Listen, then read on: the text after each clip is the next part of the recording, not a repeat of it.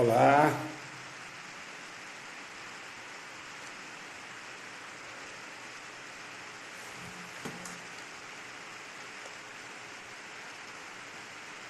olá, tudo bem? Murilo, tá chegando?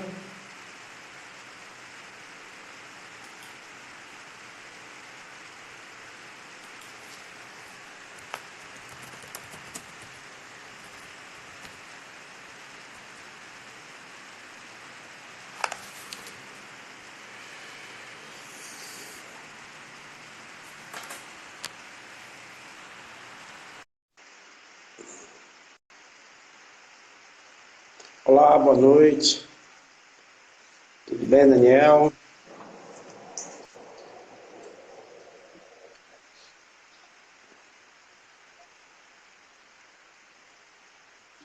Fala, professor Murilo. Boa noite, tá conseguindo me olhar? Tá travada a tela, mas tá indo bem. Deixa eu ver se eu melhoro aqui essa internet aqui. Tá congelado, mas tô ouvindo, o som tá legal. Boa noite.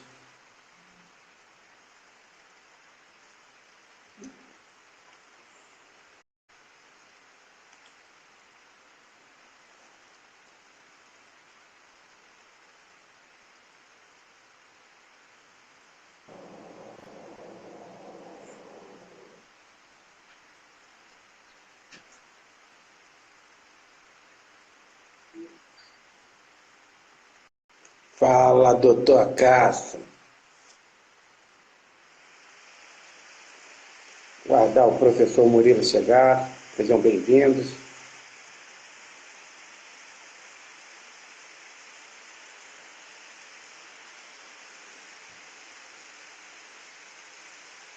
E aí, Wanderson, boa noite.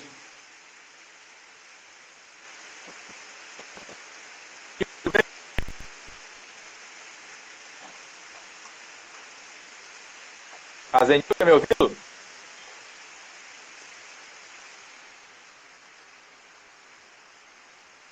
A Zenil, Oi, tá tá me carregando ouvindo? ainda, Murilo? Ouvindo tô, teu vídeo tá carregando ainda.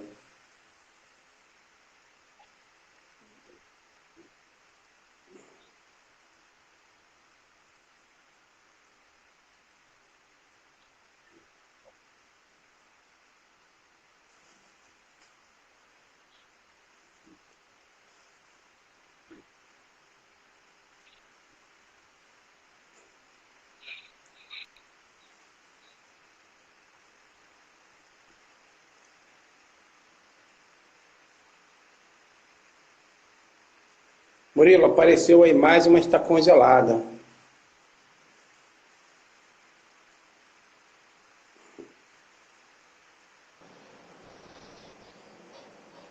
Melhorou, parece que agora foi. Tá me enxergando agora? Agora sim, agora tá legal. Foi só despentear o Beleza. cabelo que melhorou. E aí, Zenil, Deixa o tudo cabelo. bem? Tudo bem, graças a Deus, professor. Bem, nós já estamos já aí com 60 pessoas quase online, então vamos começar o nosso bate-papo, né? Isso aí. Eu queria primeiramente que você se apresentasse para o pessoal, falasse de onde é que você é, o que você faz aí no Rio de Janeiro, sua formação, enfim, um breve resumo aí da sua carreira para o pessoal lhe conhecer. Então, Murilo, boa noite a todos aí. Meu nome é Azenil de Carvalho. Minha formação inicial sou engenheiro civil. Sou engenheiro civil de formação.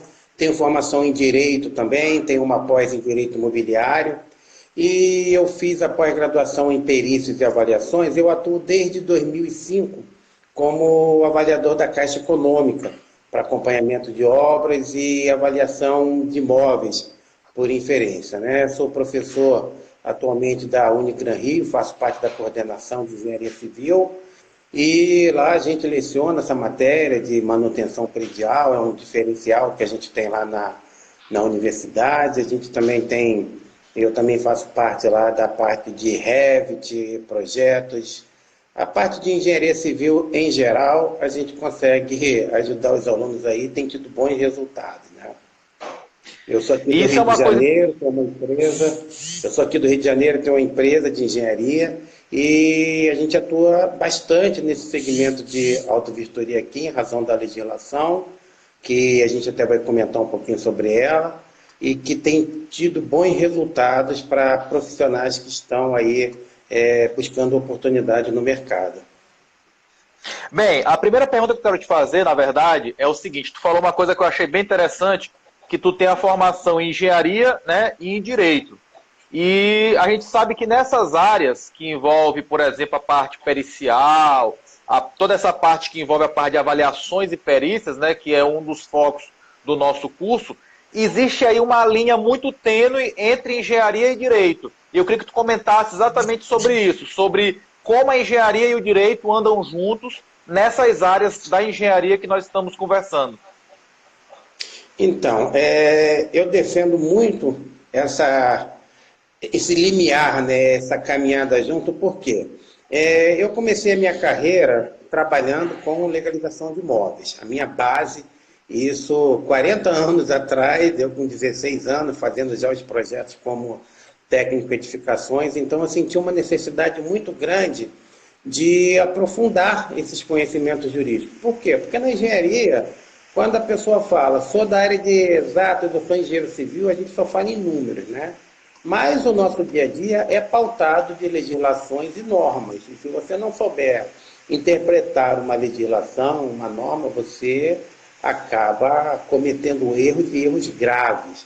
Então, eu tenho uma formação em direito, também sou funcionário público, atuo na área de segurança pública, mas às vezes as pessoas me perguntam, Adenil, você fez direito para poder conseguir uma ascensão na sua área? Eu falei, não, eu fiz direito para poder crescer na engenharia civil. O pessoal não entende muito. Tanto que depois eu fiz uma pós-graduação em direito imobiliário. O mestrado que eu fiz foi em engenharia urbana, que é basicamente legislação. Saber quais são os parâmetros que a prefeitura exige, como você vai atuar no canteiro de obras, as NRs, você tem uma série de fundamentos jurídicos, inclusive no próprio dia a dia nosso. Agora mesmo estamos passando aí por uma crise grande do corona, e fica aquela pergunta, como é que fica a empresa de construção civil? Hoje eu fui fazer o acompanhamento de obra de uma empresa aqui em São Gonçalo, pela Caixa Econômica, em que o gerente estava se reunindo com os trabalhadores, buscando uma solução para esse momento, que é uma coisa nova. E o direito vai trazer essas soluções. Nem sempre a gente vai conseguir encontrar na lei, mas o conhecimento da lei vai embasar as nossas decisões. Onde a gente vai buscar? É na legislação, porque se está na lei, a gente tem que cumprir, seja ela boa ou não, a gente vai ter que cumprir. Nada melhor do que um engenheiro, um arquiteto, ser um profundo conhecedor, estudioso de normas e de leis, principalmente aqueles que vão atuar na área de perícias, porque o advogado, muitas vezes, vai entender daquela parte processual, mas nós também, embora a gente não vá adentrar no mérito da matéria, o meu conhecimento jurídico vai me ajudar muito para eu poder embasar aquele meu laudo. Exatamente. E aí cai por terra aquela questão de que o engenheiro, depois de se formar, não precisa ler, não precisa escrever, não precisa estudar. E, na verdade, a gente percebe que a gente vai estudar muito mais até depois de estar formado do que durante a nossa formação, digamos assim, na faculdade, né? Porque são conhecimentos que muitas vezes a gente não vê na faculdade, não é verdade? E muitas coisas, a parte de conhecimento básico que você tem da engenharia, eu falo conhecimento básico porque hoje, por exemplo, eu faço parte da coordenação da engenharia e recentemente houve um problema com o CREA, de que o CREA não estava aceitando a habilitação do engenheiro para pontes se ele não tivesse visto pontes dessa disciplina na faculdade. Aí eu replico a pergunta, será que o estudante que viu 6 meses dessa matéria pontes, ele está devidamente capacitado, habilitado para executar e calcular uma ponte? Claro que não. Então isso vai vir do quê? Vai vir do conhecimento, da especialização, que você vai adquirir não só ao longo da sua carreira, mas também depois que você faz uma pós-graduação, você entra numa empresa que vai desenvolver esse trabalho. Então, é assim, a gente tem que estar cada dia mais avançando no conhecimento. Hoje mesmo, o que nós estamos fazendo? Nós estamos interagindo através de lives, através de aulas, através de recursos que a internet nos dá, que a tecnologia nos dá, em razão de um confinamento por um vírus. Então, hoje, mais do que nunca, nós precisamos estar avançando nessa tecnologia. Há um tempo atrás eu desenhava na prancheta, com pena nanquim, eu falo isso às vezes para os alunos, eles nem sabem o que é um normógrafo, penso que é um palavrão, uma coisa feia, mas o que é um normógrafo, uma régua T? Por quê? Eu uso o AutoCAD. Tá, AutoCAD. Hoje, se você não conhecer o Revit, você já está 5 anos para trás. E é assim, é caminhar no conhecimento sempre. Exatamente. E aí a gente estava falando sobre essa questão do direito e tal, e o foco da nossa live hoje é falar sobre a questão da autovistoria, né? Então a gente sabe que em algumas cidades, alguns estados, já existem leis de autovistoria predial, e eu queria então que tu me dissesse como é que surgiu. Acredito que o Rio de Janeiro foi uma das primeiras a ter essa lei de autovistoria, então eu queria que tu explicasse para o pessoal o que é essa lei de autovistoria, de onde é que ela surgiu, quando que ela foi criada e para que ela serve, assim, de forma bem sucinta.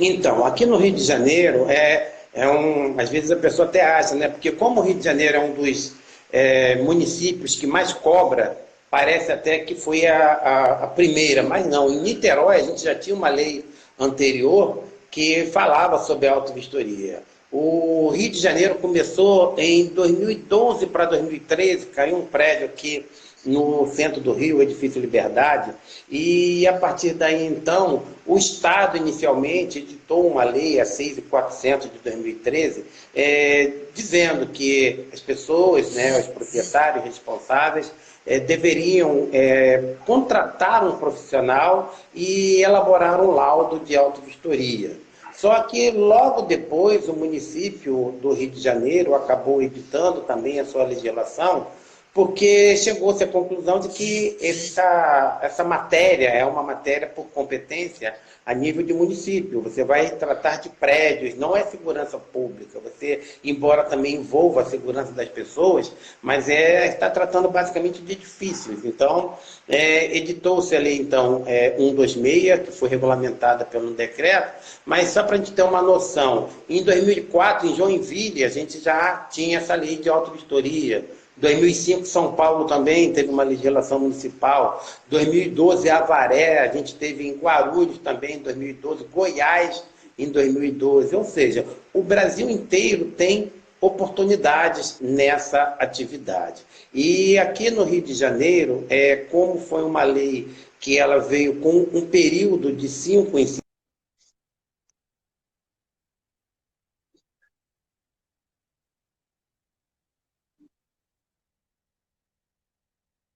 o que acontece? Nós estamos em 2020. Aquelas pessoas que fizeram auto-vistoria lá em 2013, quando surgiu a lei de 2014, a maioria delas já estão todas vencidas. Então, tem um leque enorme de opções aí para que aqueles profissionais que estejam devidamente capacitados, eles consigam atuar nesse ramo. Para quem não lembra, o Azenil falou aí do Edifício Liberdade. Para quem não lembra dele, ele foi um edifício que estava havendo uma reforma, se não me engano, no 9º andar, e aí, durante essa reforma, houve o desabamento do edifício. Felizmente, era um edifício comercial e que o desabamento ocorreu durante a noite, madrugada, enfim, de modo que houveram poucas vítimas. Se fosse um edifício residencial, se fosse durante o dia, com certeza teriam tido um número de vítimas muito maiores. E foi um edifício que, ao desabar, se não me engano, demoliu 1 ou 2 também que eram vizinhos a ele, né? E aí o seguinte, o que o Estado, o município fizeram? Decidiram criar uma lei que possibilitasse que evitassem novos acidentes. E a gente sabe, assim, que o Rio de Janeiro e outras cidades brasileiras são cidades com edifícios mais antigos, né? Com uma idade já avançada, e que muitas vezes a gente sabe que são feitas essas reformas, enfim, sem tomar o devido cuidado. e geralmente acaba ocasionando esse tipo de problema. Então, Azenil, eu queria te perguntar o seguinte, primeiro, quem cobra isso, né? Para quem tu deve apresentar esse laudo? E também eu queria que tu me dissesse quais são os principais elementos que, quando tu vai fazer essa vistoria, tu é obrigado a vistoriar e a colocar no teu laudo que tu visualizou. Então, Murilo, a autovistoria, ela decorre de lei. É um procedimento que decorre de lei. O engenheiro Assis Barro perguntou qual a validade dessa vistoria. É de 5 em 5 anos, a partir do momento em que eu concluir dando que aquela edificação está ok. Por quê? Só para a gente entender rapidamente. Hoje eu fui fazer uma vistoria no prédio. Só que depois da minha vistoria, de todo o procedimento, eu atestei que aquele prédio ele não está de acordo com o que a prefeitura pede. Então, eu vou fazer uma comunicação dizendo que aquela edificação não está adequada. Então, eu, como engenheiro, vou dar 3 meses, 1 mês, 6 meses, posso dar 1 ano para fazer aquela adequação com a responsabilidade de que, se por acaso alguma coisa acontecer nesse período e eu deixei um prazo muito grande de uma coisa que seria emergencial, eu depois posso até vir a ser responsabilizado. Então, essa é uma atribuição do profissional, dizer qual é o prazo que ele tem para cumprir possíveis exigências. Tá? Então, como é que é esse procedimento? A prefeitura tem uma fiscalização. Aqui no Rio de Janeiro, a gente está bem avançado. A pessoa pode entrar no site da prefeitura e fazer uma consulta se aquele prédio tem a autovistoria regular ou não. E se ela tem, qual é o prazo que ela foi feita também. Então, a partir desse procedimento, o engenheiro ou o arquiteto, a lei também fala nisso, né? Quem são os profissionais que podem fazer a vistoria? A lei fala em profissional ou empresa. Então, necessariamente, eu não preciso ter uma empresa para fazer esse procedimento de autovistoria. E eu, como engenheiro civil, obtive o meu CREA hoje, colei grau, já tenho a minha carteira do CREA provisório, eu já estou habilitado. Aí vem a pergunta, será que eu estou capacitado? Será que eu tenho uma formação adequada?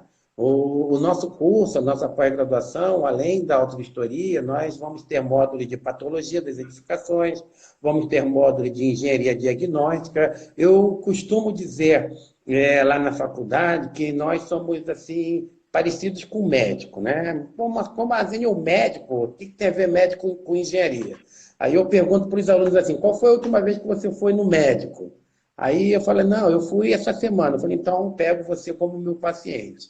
A primeira coisa que o médico pergunta quando a gente chega lá é falar assim, o que você está sentindo? Quais os teus sintomas? O que você está... O que te trouxe aqui?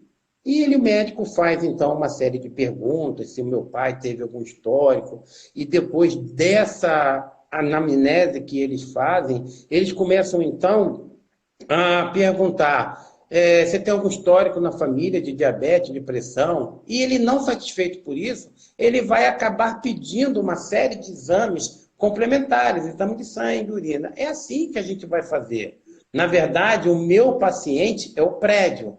E aquele prédio, logo que eu chego naquela edificação, eu vou olhar para aquele prédio e vou começar a fazer o meu diagnóstico. Daí o nome da engenharia, diagnóstico. O que eu vou estar procurando são o quê? São patologias, são doenças da minha edificação.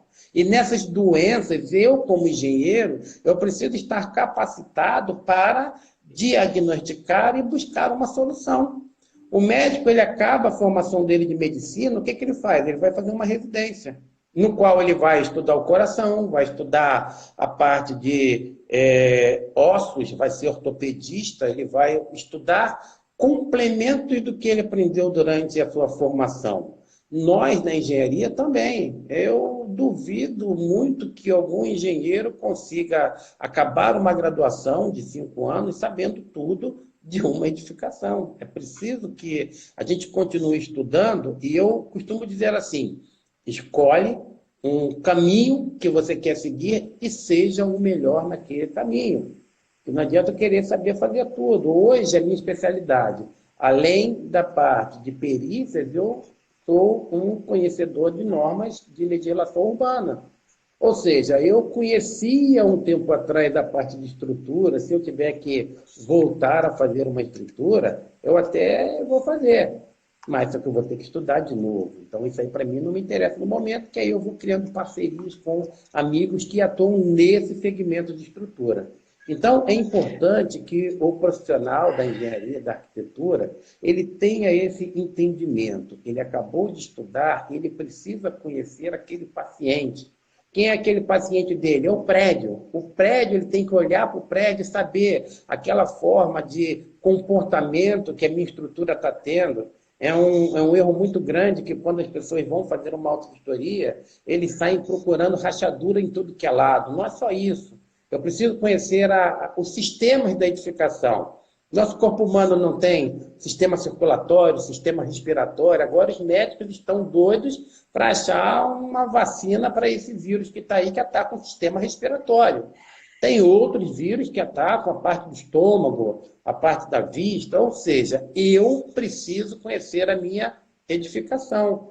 Tem um recalque diferencial na minha fundação, aquele concreto foi feito com traça adequado ou não, e por isso ele está segregando. Existem componentes químicos naquela garagem, por exemplo, que tem um monóxido de carbono e que está tendo contato com a minha estrutura e está me dando calcinamento. São coisas que eu preciso conhecer tecnicamente, porque na hora que eu vou traduzir isso num laudo, eu vou ter, então, propriedade de falar. Mas, para isso, eu preciso estudar, eu preciso conhecer. E aquela área que a gente não conhece, muitas vezes eu posso fazer uma autovistoria multidisciplinar.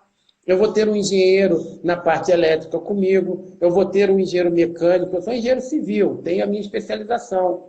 Mas eu não conheço muita coisa de elevador, de ar-condicionado. Então, se eu vou participar de uma autovistoria que requeira, por exemplo, conhecimento multidisciplinar, eu tenho um profissional da minha confiança que vai me auxiliar nessa parte elétrica, na parte do elevador, de uma escada rolante. Ou seja, a gente precisa se cercar, como o nosso amigo Ocasio diz, né? Águia voa com águia. A gente precisa se cercar de profissionais para que o nosso trabalho seja reconhecido. Então, é por aí, é se capacitar cada vez mais para que, na hora que eu for examinar aquele meu paciente, eu consiga ter resultado no meu diagnóstico. Exatamente. E assim, duas coisas que tu falaste aí, tu fez uma comparação muito, muito boa da medicina com a engenharia, né? E nesse caso, realmente, é muito parecido. Até os termos técnicos são parecidos, né? O diagnóstico, a anamnese, né? Então, assim, para o pessoal entender, quando se inicia um procedimento como esse, o profissional de engenharia, ele vai trabalhar exatamente como um médico, como a Zenil falou. Tu vai primeiro, quem que tu vai entrevistar, já que o prédio não fala? O proprietário, o construtor, o síndico, para saber se houve alguma reforma, alguma coisa recente, qual o histórico daquele prédio. Então isso é muito importante, o primeiro ponto, tu saber como é que se comportou essa edificação durante o tempo. Exemplo, lá em Fortaleza, recentemente, teve um prédio que desabou, e aí depois que as pessoas começaram a procurar lá, descobriram que fizeram umas construções acima do último nível, ampliaram lá sem projeto, enfim. Isso tudo é coisa que o engenheiro, o arquiteto que vai executar esse serviço, ele pode ter acesso aos projetos, a conversar com o síndico para saber se houve alguma reforma recente. Isso tudo ajuda, ao que a Zenil falou, a fazer o diagnóstico da edificação, né? E como a Zenil falou também muito, muito sabiamente, é importante que a gente se lembre sempre de duas coisas. Primeiro, do nível de responsabilidade que a gente assume ao elaborar um laudo. Por isso eu tenho que ter segurança de conhecimento para poder assinar embaixo, de poder botar minha assinatura ali. E a outra coisa também muito interessante que o Azenil falou é que esse tipo de vistoria geralmente é multidisciplinar. Porque, como o Azenil falou, uma edificação é composta por vários sistemas. E o engenheiro civil ou o arquiteto, que acredito que seja a maioria das pessoas que estejam assistindo aqui a nossa live, ou estudantes nessas áreas, precisa entender que a gente não é completo. Assim como eu vou fazer um check-up médico, eu preciso me consultar com vários médicos, para eu poder fazer um check-up da estrutura, eu preciso passar por vários profissionais. Então, como o Azenil falou, para poder verificar a questão de para-raio, de instalações elétricas, subestação, o ideal é que eu tenha um engenheiro eletricista ao meu lado. Quando eu vou falar, por exemplo, de elevador, bombas, etc., é bom que eu tenha um profissional de engenharia mecânica do meu lado. Então, é bom a gente lembrar disso, que a gente sempre trabalha em equipe. E quando a gente fala sobre rede de relacionamento, network, muita gente pensa que isso é desnecessário, isso aí não dá, e é vital para esse tipo de atividade, tá certo? Uma pergunta que estão fazendo bastante aqui, Azenil, é sobre livros. Tu tem algum livro que tu indica para quem quer começar na área? Já vou adiantar uma dica aqui antes do Azenil falar, tá? Galera que está assistindo aí, visitem o site dos IBAPs, principalmente IBAP São Paulo, Minas e Rio. Lá tem muitas cartilhas, muitos documentos para poder você fazer o download gratuito e já dá para te ter uma noção ali boa dessas áreas. Tem normas internas dos IBAPs, enfim. Mas eu vou deixar para o Azenil aí também falar sobre alguns livros que ele recomenda para quem quer começar nessa área. Então, Murilo, o livro que o Eduardo aí, o Caio também perguntou, tem um livro do professor Gomide, que é muito bom, que fala sobre a parte de engenharia diagnóstica. Tem o da Simone Feide-Sol, aqui do Rio também. É um livro muito simples de se ler, é muito fácil a leitura. E o IBAP também. O IBAP Nacional, uma coisa interessante, conforme o Murilo falou, se você for lá na área de download, outro dia, até eu pesquisando, eu encontrei uma literatura muito interessante que fala sobre a autovistoria nas áreas comuns. Porque muitas vezes a pessoa vai fazer a autovistoria e ela olha só o paciente, né? Ela olha só o prédio como sendo aquele paciente e que aquele paciente é o prédio, e acabou. Só que você pega um material desse que tem lá, por exemplo, no IBAP, você olha, você tem piscinas, que você tem um guarda-corpo com problemas, você tem bombas, você tem quadras, academias, você tem uma série de entornos que são necessários que você faça essa fiscalização. E uma coisa que é muito interessante também, que é um questionamento que logo vem à nossa mente, que as pessoas fazem muito, eu vou até antecipar. Quanto é que a gente vai cobrar por essa autovistoria, né? É preciso ter um valor, como é que funciona isso? Então, o Felipe está perguntando aí, permitir alguma autorização ou documentação, o que, que acontece? Quando você vai fazer a autovistoria e você vai entregar o seu laudo, você tem que emitir uma anotação de responsabilidade técnica. Aí essa anotação é a validação daquele seu trabalho. Tá? Então é assim, quanto que eu cobro num laudo desse? O IBAP ele tem até uma tabela, foi criada uma tabela que particularmente eu não adoto, por quê? Porque ela fala somente em parâmetro de área. Então o parâmetro de área para mim, ele acaba ficando um pouco vago profissionalmente, porque eu posso ter um prédio de 2.000 metros quadrados que tem uma condição, estado de conservação, ele pode ter uma idade, ele pode ter sistemas e equipamentos que necessitem ter uma equipe multidisciplinar, e um outro prédio que também tem os mesmos 2.000 metros e não ter, então, essa condição, né? E até nas aulas lá que a gente faz na faculdade, a gente faz um trabalho bem interessante em que eu exponho um prédio, eu dou as características do prédio e a gente reúne, então, os alunos em grupos e nós ali debatemos qual seria o melhor preço. E uma coisa que eu costumo dizer para eles, o melhor preço é aquele que a gente contrata, não tem outro preço, né? O melhor preço é aquele que eu vou fechar o meu serviço, contratar e ganhar o meu dinheiro. Então, é tomar o cuidado para que, eticamente, eu não banalize esse tipo de serviço, que é uma coisa que vem acontecendo desde 2013 para cá. As pessoas começaram a acreditar que, por ser engenheiro, assina um papel qualquer e cobra lá um valor irrisório e assina a responsabilidade. Ele não tem noção da responsabilidade que eles estão assinando. É um documento muito sério. Ele está dizendo assim, olha, esse prédio está em condições de uso, garantindo a segurança dos seus moradores. E se aquele prédio tiver algum comprometimento que ele não percebeu ou que ele até de alguma forma ele não observou, ele pode sim ser responsabilizado. Então, é interessante que a pessoa tenha o conhecimento e a sabedoria que na hora que ela vai cobrar, ela vai sim pesquisar o mercado e aí você tem uma série de parâmetros que você pode adotar. Por exemplo, um que funciona bastante é o valor do condomínio. A gente tem sempre que lembrar que quem vai pagar uma auto-vistoria são os moradores, os condôminos. Então, não adianta querer cobrar uma parcela de R$ 600, se o condomínio a pessoa paga R$ 100, ele não vai ter aquele acréscimo ali para pagar para cada um deles de uma forma exorbitante, assim, desproporcional.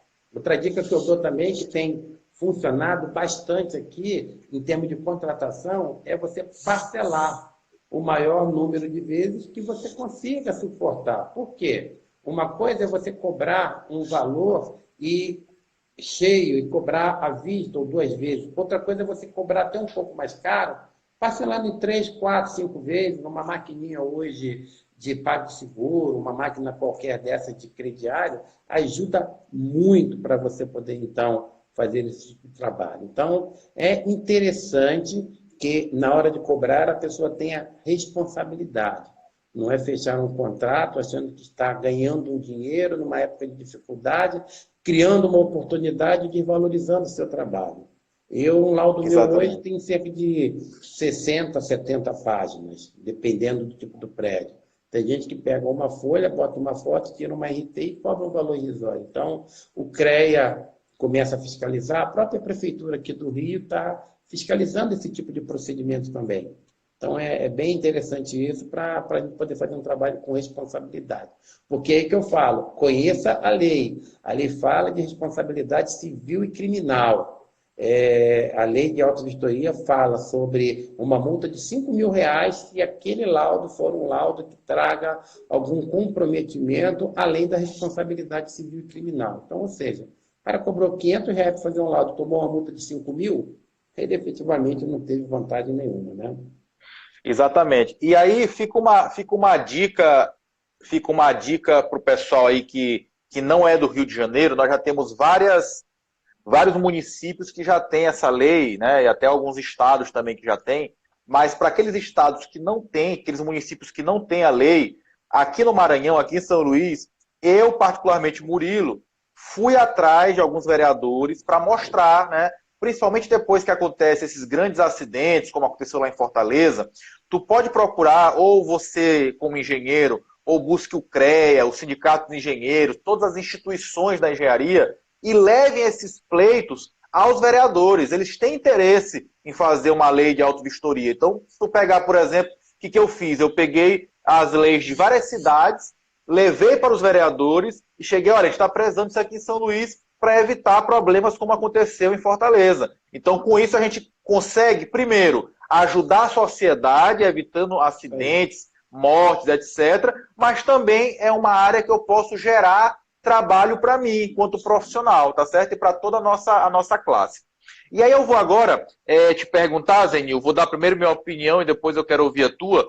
Teve uma pessoa que perguntou o seguinte: é necessário ter uma pós para poder fazer auto-vistoria ou eu posso estudar por conta própria? Foi a pergunta da colega aí, e aí eu vou dar a minha opinião aqui para ti.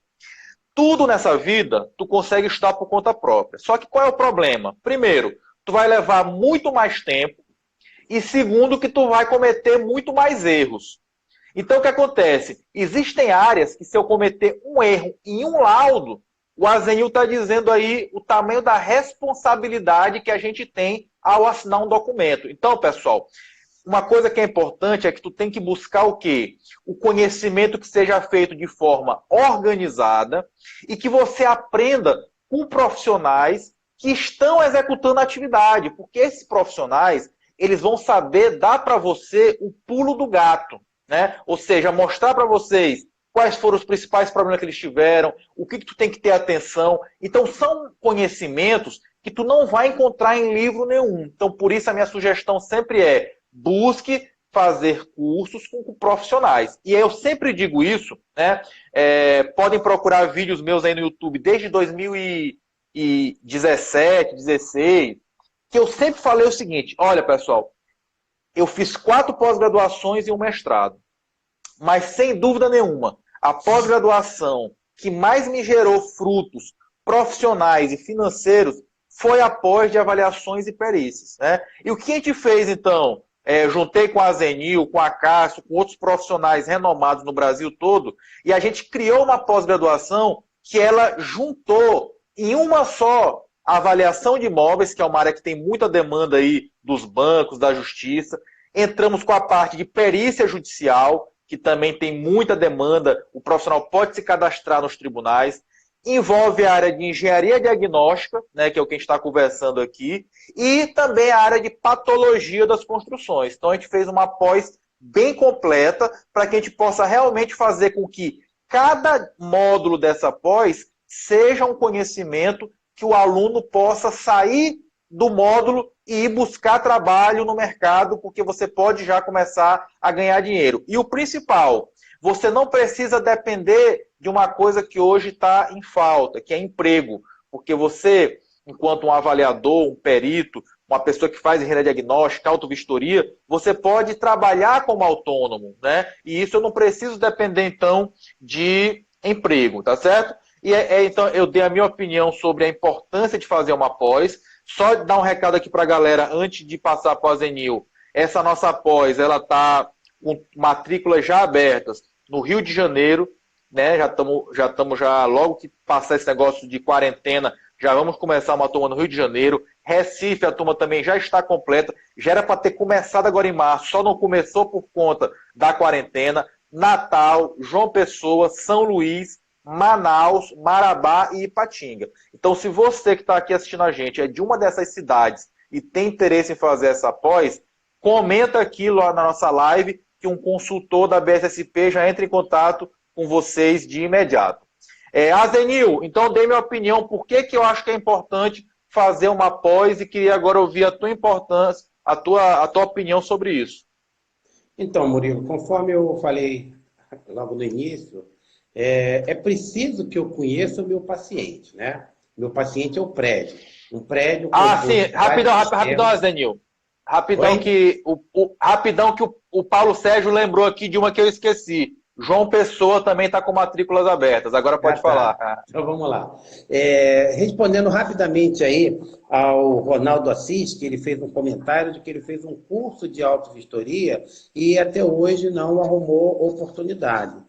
A nossa pós também ela tem um módulo de marketing, um módulo que vai fazer com que aquele aluno ele entenda como ele vai buscar o mercado de trabalho. Não adianta eu fazer o curso e ficar esperando em casa o serviço cair do céu. Então, até o Ronaldo, replicando a pergunta dele, ele fez um curso de autovistoria e até hoje não pegou nenhuma autovistoria. Então, você fez algum cartão, você fez algum site, alguma coisa assim? Então, a nossa pós ela tem um módulo de marketing justamente para isso, né? Para introduzir aquele aluno no mercado de trabalho, porque eu vou te dar por experiência própria. Os alunos meus da Unigran Rio, aqui do Rio de Janeiro, eles acabam a formação do 10º período e muitos deles me ligam logo 2, 3 meses depois, dizendo: Zenil, peguei uma autovistoria aqui, estou precisando de ajuda. Tudo bem, a gente vai ajudar.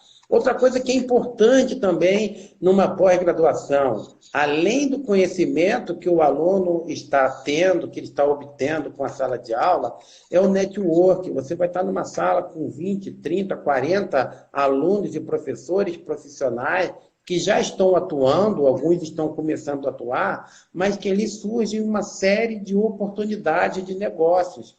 Muitas vezes você não faz um determinado trabalho, mas tem um aluno ali no grupo que faz, e a gente troca experiências e consegue fechar esse trabalho.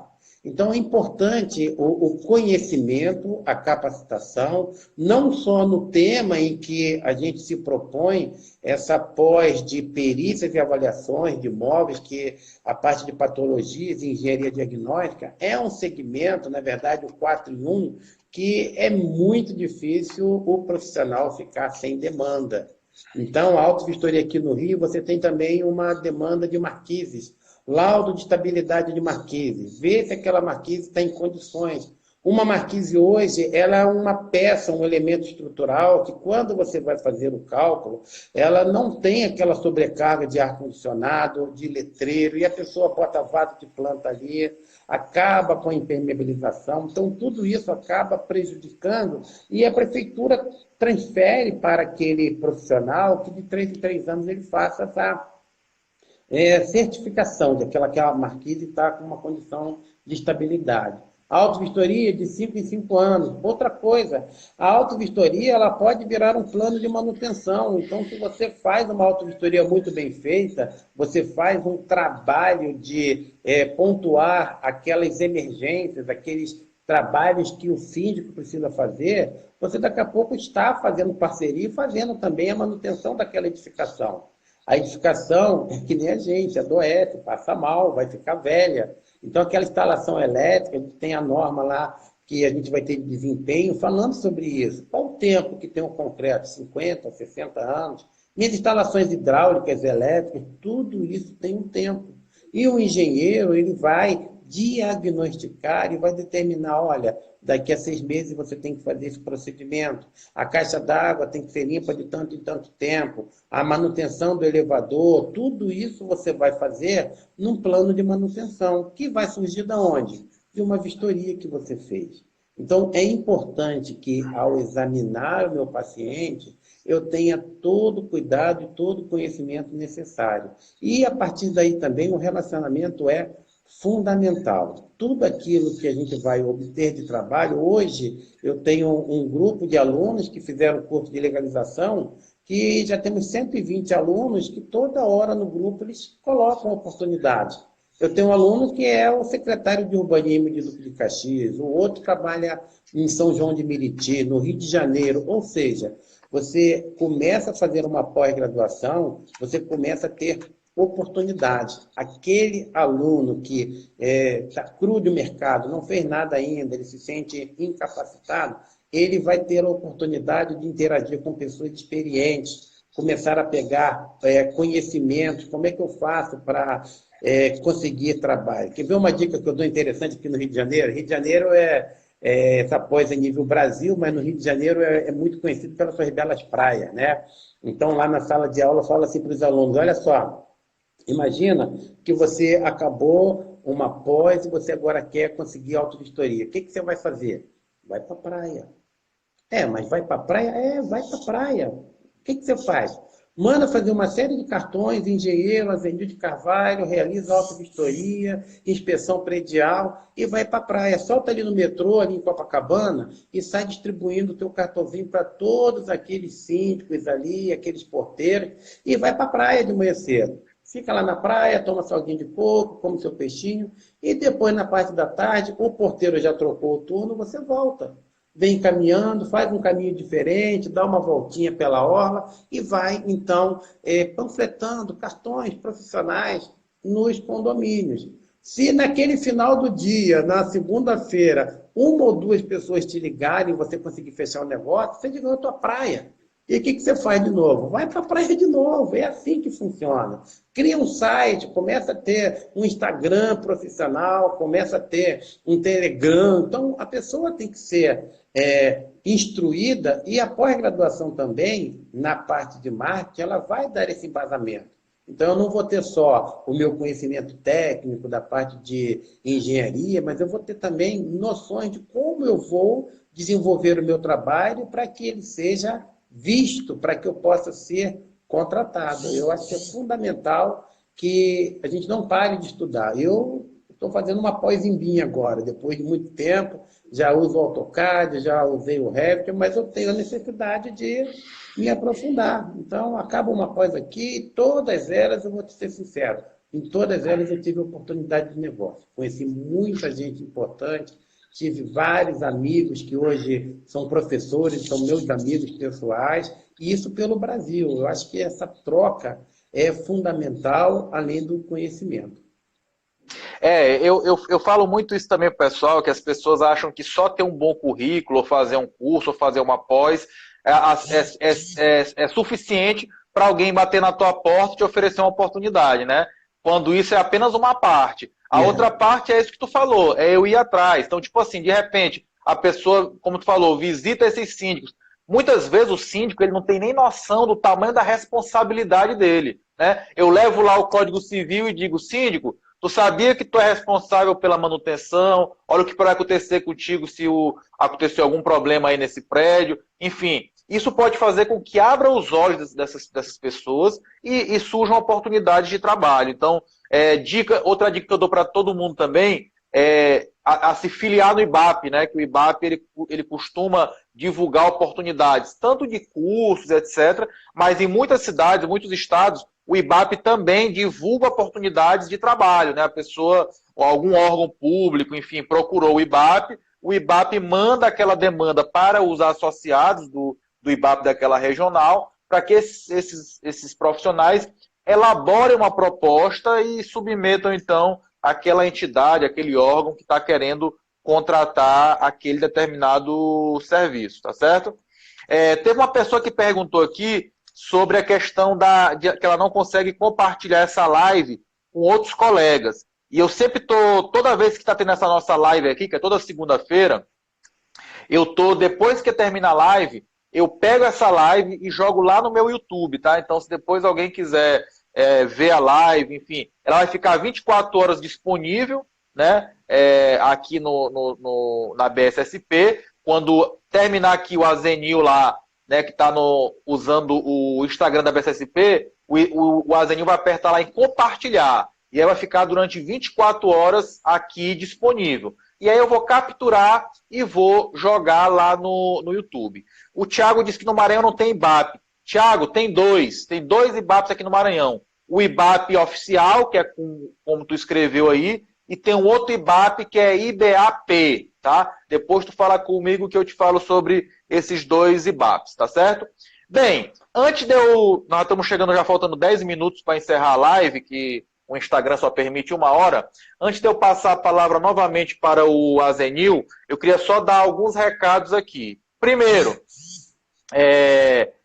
assim que terminar aqui a nossa live, vai ser disponibilizado lá nos stories da BSSP, tá certo? E eu vou recompartilhar no meu também um sorteio que está tendo, tá? De um livro meu, certo? Que é um livro sobre a carreira do profissional de engenharia, onde eu falo um pouquinho sobre as minhas experiências, né? As dicas que eu dou para o estudante, para o engenheiro recém-formado, enfim. E eu falo muito sobre essa área de avaliações e perícias, tá certo? Então, vai ter um sorteio. Fiquem atentos aí quando terminar aqui a live. Vejam lá nos stories que vai estar lá disponível esse sorteio. A outra coisa que eu queria pedir para vocês é o seguinte, galera. Como a gente pede toda segunda-feira, toda live que a gente faz, uma coisa que vocês podem fazer para ajudar a mim, a BSSP e ao Azenil é tirar um print aqui dessa live agora, tá certo? E marca lá pra gente, no seu history, marca o meu perfil, o perfil do Azenil, que é Azenil Carvalho, e o link, a BSSP. Então, marca, por gentileza, esses 3 perfis lá para ajudar o nosso trabalho aí de divulgação desse conhecimento gratuito para vocês, tá certo? Então, faz aí o print e publica pra gente, por favor. Também, mais um recado, assim que terminar aqui a live, a gente não conseguiu responder as perguntas de todo mundo, tá certo? Então, lá no meu Instagram, eu vou abrir uma caixinha de pergunta, onde eu vou deixar aberto para que vocês façam perguntas sobre essa área, sobre a pós, tá certo? E eu vou pedir também para o Azenil fazer a mesma coisa lá no perfil dele. Então, por exemplo, teve um colega aqui que fez uma pergunta para o Azenil, que o Azenil não vai ter tempo de responder, talvez, sobre qual a auto-vistoria mais difícil que o Azenil já fez, o Eduardo Matheus perguntou. Não sei se vamos ter tempo de responder aqui, Eduardo. Mas aí o Azenil vai lá no perfil dele, botar aquela caixinha de pergunta, e tu faz a pergunta diretamente para ele, ou manda para mim, que eu encaminho para ele, ou eu também posso te responder, enfim. Então, vocês vão ter essa oportunidade de fazer mais perguntas para a gente, tá certo? E não esqueçam de fazer o print. Então, Azenil, estamos chegando aí, faltando agora 8 minutos para terminar a nossa live. Queria que você desse aí um recado final para o pessoal sobre a área, sobre alguma dica, algum conselho. Enfim, fica à vontade aí para se despedir do pessoal e deixar aí a tua última mensagem para eles, que acredito que foi uma live bastante proveitosa, para eles descobrirem essa nova área aí na engenharia, nova, eu digo para eles, porque não viram na faculdade isso. Então, com certeza foi muito proveitosa. Então, recados finais, Azenil, por gentileza. Então, Murilo, obrigado primeiro pela oportunidade de estar aqui com a BSSP. O que a gente precisa ter em mente é que sem conhecimento a gente não caminha nesse mundo da engenharia. E nas determinadas áreas também. Eu preciso estar a cada dia me capacitando. A autovistoria, com relação a mais complexa, mais simples, eu já peguei uma autovistoria na Fleury, que é uma empresa hospitalar, em que tinha subestação, tinham vários equipamentos, em que houve um cuidado, eu tive que levar um amigo na parte elétrica, então a parte mecânica também, então foi bem completo. Foi cerca de 180, 200 páginas de autovistoria. Mas tem uma última que eu fiz agora também na Tijuca, eram 3 prédiozinhos, 3 senhorazinhas, foi até um pouco antes dessa coisa do coronavírus, senão talvez até a gente não pudesse ir lá, porque com todo o problema que está tendo, que é um prédio pequeno, simples, mas que precisa cumprir a lei. Então é importante que aquele engenheiro, aquele arquiteto já formado, ele tenha conhecimento de que ele precisa se especializar. Diferentemente aqui, o professor Acácio deve ter falado na última live, ele falou sobre a exigência aqui no Rio de Janeiro de ter 2 anos de experiência para você fazer o cadastro como perito. Autovistoria não, autovistoria você se formou, você já está habilitado. Aí eu pergunto, será que você vai ter condições de enfrentar problemas? Porque, às vezes, o meu paciente está morrendo, o meu paciente está caindo, desabando. Será que eu vou ter condições de identificar isso? Então, é importante que o profissional ele venha se capacitar, ele venha cada vez mais estudar, não só em livros, mas em cursos, com colegas, com parceiros de negócios. Aqui eu costumo fazer muita parceria, é que o professor Murilo falou, a gente não sabe tudo. Eu tenho essa consciência, eu não sou o dono da verdade. O que eu não sei, eu pergunto, vou procurar quem saiba. Mas uma coisa eu te digo, o que eu não sei, certamente eu tenho alguém que saiba. Eu estou fazendo agora um parecer técnico de uma marquise que desabou uma parte de concreto e que tem um problema estrutural que eu consegui até identificar, só que eu falei para o síndico, olha, eu tenho um professor amigo meu que virou parceiro e o cara é fera nisso. Então, ele vai voltar lá comigo, a gente vai fazer o trabalho, primeira providência escorar a marquise por segurança e a gente caminha junto. Acho que isso é importante. A pessoa que está começando não ter vergonha de buscar parceria, de buscar amizades e profissionais. Então, isso eu vou conseguir aonde? Eu vou conseguir no mercado de trabalho e vou conseguir numa sala de aula, fazendo uma pós em que todos os alunos ali estão com o mesmo objetivo. Então, é possível que eu até encontre alguém que já atua na área de estrutura, mas que não tenha o conhecimento de elaborar um laudo de autovistoria. Porque existem algumas técnicas que você precisa conhecer na elaboração. A lei aqui no Rio de Janeiro ela foi até um pouco pobre, na minha opinião. Ela não elaborou um modelo, ela fala em requisitos mínimos. Só que quanto melhor o teu trabalho, melhor você pode cobrar. O que você vai apresentar? Qual o produto final que você vai apresentar para o teu cliente? Você pode apresentar 2 folhas com uma RT, ou você pode apresentar um laudo técnico detalhado, com bastante foto, com conhecimento, com argumentação, que vai, então, fazer com que aquele cliente confie no teu trabalho. Vou dizer, já participei de concorrências em que o síndico optou pelo meu trabalho pela confiança que ele pegou quando eu fui ao local, expliquei o que queria fazer com conhecimento, como é que é a lei, o que você vai fazer, qual é a sua responsabilidade. Falei da NBR 16280. Então, a minha própria proposta inicial já tem lá bastante conteúdo para ele poder entender a responsabilidade. Não é simplesmente você chegar, colocar uma folha com preço e está tudo bem. E ele falou, olha, o teu preço está um pouco maior do que o outro aqui, mas eu vou fazer contigo. E ele ficou muito satisfeito com o trabalho e até me indicou para o vizinho lá, o prédio vizinho, e aí a gente deu continuidade. Então, é importante fazer um trabalho bem feito, mas para isso eu preciso estar capacitado. A habilitação em engenharia, ela me dá a condição de exercer a minha atividade. Por prerrogativa do CREA, consegui, colei grau, eu vou exercer. Mas, será que eu posso colocar a mão ali onde eu não estou alcançando? Será que eu não preciso de um conhecimento, de uma certeza, de uma confiança de que eu vou ser capaz de fazer aquilo com uma qualidade? Então, é isso que a gente vai estar buscando, fazendo essa pós, dar àquele aluno essa capacitação, para que ele saia dali prontinho para o mercado de trabalho. E eu te garanto que durante o curso ele já vai ter a oportunidade de ganhar o seu dinheiro, de ter a sua formação e seguir em frente. É isso aí, Murilo. Eu vou contar só duas histórias aqui bem rapidinho sobre a importância de fazer uma pós para mim, né? Duas coisas que aconteceram durante a minha pós. Uma, eu fui convidado para fazer um serviço de recuperação estrutural e eu nunca tinha feito isso na vida. Aí o que acontece? Quando a pessoa me ofereceu, Murilo, tu não quer apresentar uma proposta? Eu digo, opa, vou na hora, vou apresentar a proposta. Só que eu não sabia nada. O que eu fiz? Eu, dentro da minha sala de aula, tinha um colega que tinha o conhecimento, ele, ó, vamos fazer isso junto. E ele foi lá, a gente fez, eu dividi com ele ali os lucros, e além de dividir os lucros com ele, eu aprendi a fazer. Depois disso, apareceram outras oportunidades, eu fiz só, porque eu adquiri o conhecimento. E a outra situação foi o seguinte, teve uma pessoa que ganhava o salário mínimo, engenheiro recém-formado, e ele ficou muito receoso em fazer a pós, né, quando eu fiz.